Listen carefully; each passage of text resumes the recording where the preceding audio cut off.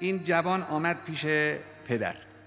اولا علی اکبر را 18 ساله تا 25 ساله نوشتند، یعنی حد اقل 18 سال، حد اکثر 25 سال. میگه اینها خرج علی ابن الحسین. علی ابن الحسین از خیمگاه امام حسین خارج شد برای جنگیدن. باز اینجا راوی میگه و کان من اصبح الناس خلقا. این جوان جزو زیباترین جوانان عالم بود، زیبا، رشید، شجاع. فاستأذن اباه فی القتال. از پدر اجازه گرفت که بره بجنگ. فاذن له. حضرت بدون ملاحظه اذن داد. در مورد قاسم ابن الحسن حضرت اول اذن نمیدادن و بعد مقداری التماس کرد تا حضرت اذن دادن، اما علی ابن الحسین که آمد چون فرزند خودش هست تا اذن خواست حضرت گفتن که برو. ثم نظر الیه نظر یائس منه. یک نگاه نومیدانه‌ای به این جوان کرد که داره میره میدان و دیگه بر نخواهد گشت. و ارخا علیه السلام عینه و بکا. چشمش رو رها کرد و بنا کرد اشک ریختن. یکی از خصوصیات عاطفی دنیای اسلام همینه ها، اشک ریختن. حوادث عاطفی، پدیده های عاطفی خیلی آسانه. شما زیاد میبینید در قضایا که حضرت گریه کردن. گریه، این گریه جزع نیست، این همون شدت عاطفه است، چون اسلام این عاطفه رو رشد میدهد در فرد. حضرت بنا کردن گریه کردن. بعد این جمله رو فرمودن که همه شنیدید.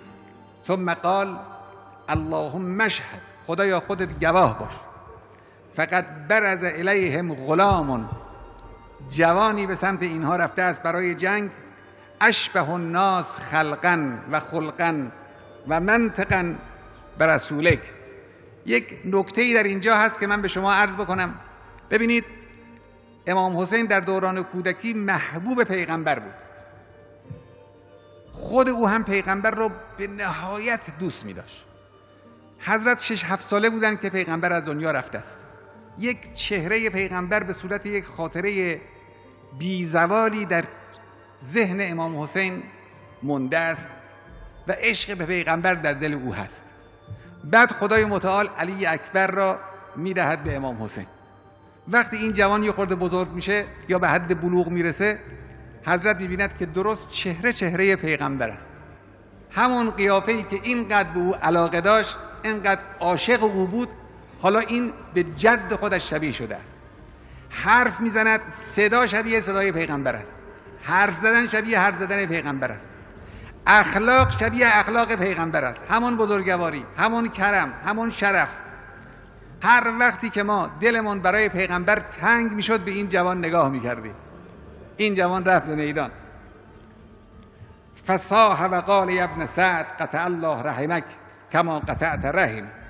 بعد نقل میکند که حضرت رفت میدان، جنگ بسیار شجاعانه‌ای کرد و دشمن رو تارمار کرد، عده زیادی از افراد دشمن را.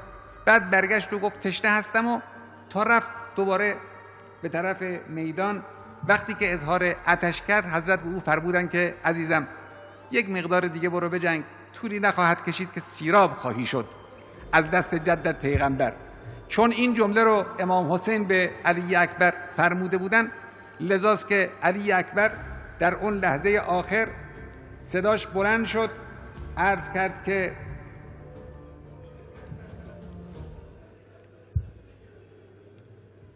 نادا یا ابتا علیک السلام. پدرم خدا حافظ، هذا جدی رسول الله.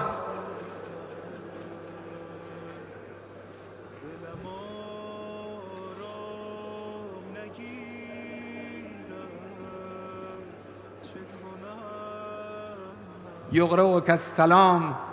این جدم پیغمبر است، به تو سلام میفرستد. و یقول عجل القدوم علینا. میگوید بیا به سمت ما.